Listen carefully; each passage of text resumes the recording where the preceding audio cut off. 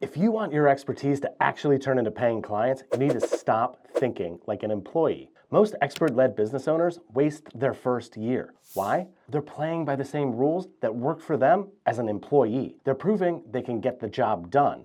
And chances are you are good at what you do. You have real expertise, but the revenue or those first clients aren't matching the effort that you're putting in. So you assume you need a new website or to post more content or maybe launch an ad campaign, but that's not the solution at all. In this video, I'm going to show you the real reason most expert-led businesses don't take off, why expertise alone doesn't create demand, what you need instead, and how to fix this before you waste any more time. My name is James Kurtz. I built a graphic design business based on my own expertise, and I had to learn this the hard way, so you don't have to.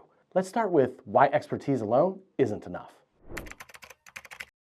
Most expert-led business owners think the more proof they have that they're good at what they do, the more clients they'll get. More credentials, more certifications, more services, more portfolio examples. You polish your resume, and still no demand. Why? Well, imagine you walked into a doctor's office. You sit down, you explain your symptoms, you talk about the pain you're in. You don't even fully understand what's wrong, and that's why you're there. The doctor sits across from you. When you're done talking, he reaches into his pocket and hands you a piece of paper. You expect a prescription. Instead, it's his resume. It lists his medical school history, certifications, years of experience, awards. Great, impressive, still not helpful. You came for a diagnosis. You came for direction. You came for a prescription, and you got their resume? What the hell? Well, that's exactly what most new expert-led business owners are doing. Their website reads like a resume. Their marketing talks about their skills. Their LinkedIn lists everything they can do. They're trying to get customers with essentially a resume. In a traditional job, your resume matters, but when you own a business, that disappears. You can throw your resume away. What people actually want to know is, do you understand my problem? And can you clearly show me the way out of it? Your expertise might get them in the room, but your diagnosis is what gets you paid. So instead of leading with your expertise, what do?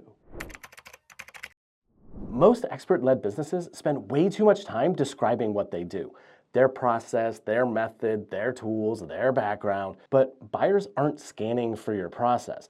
They're scanning for what changes if they work with you. The market doesn't buy how you do it, it buys what happens because you did it. What you need to do is figure out how your expertise translates into impact for your customers. Start by asking yourself some questions.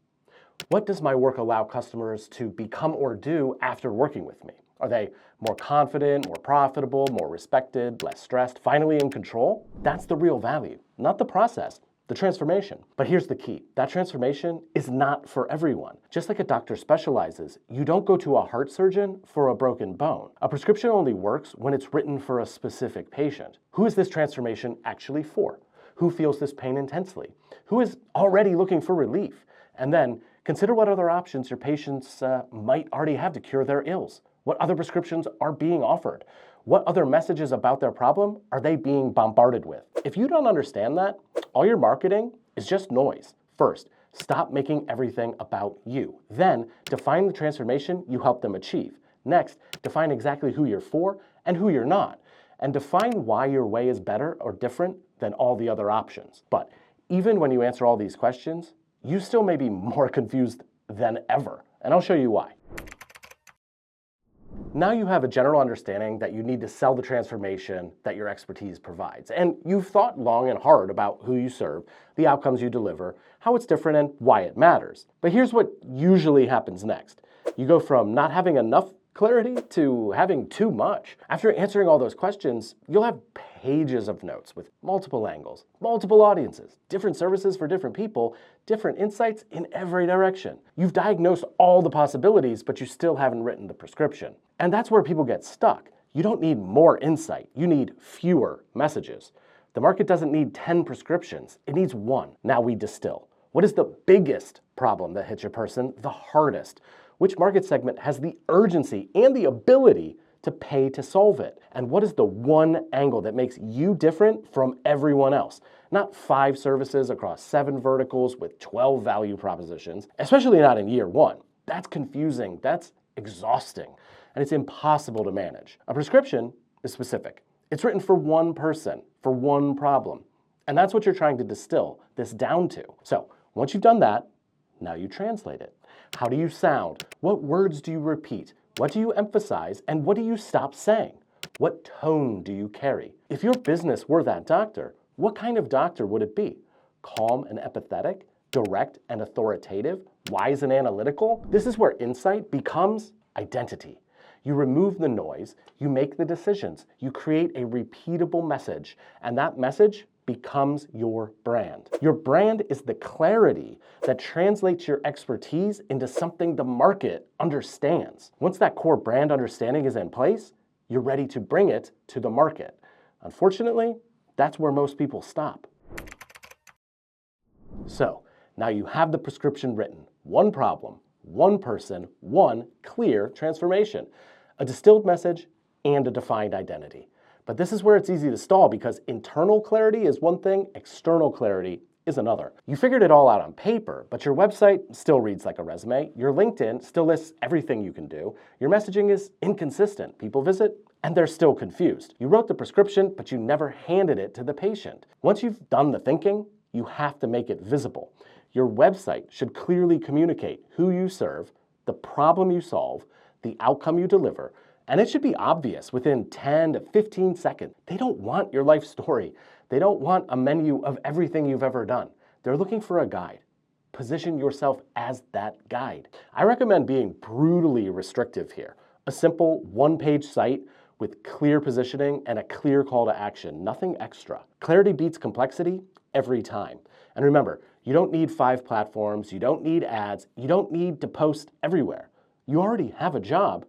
Now you own it. Your time and energy are limited. Express this clarity publicly.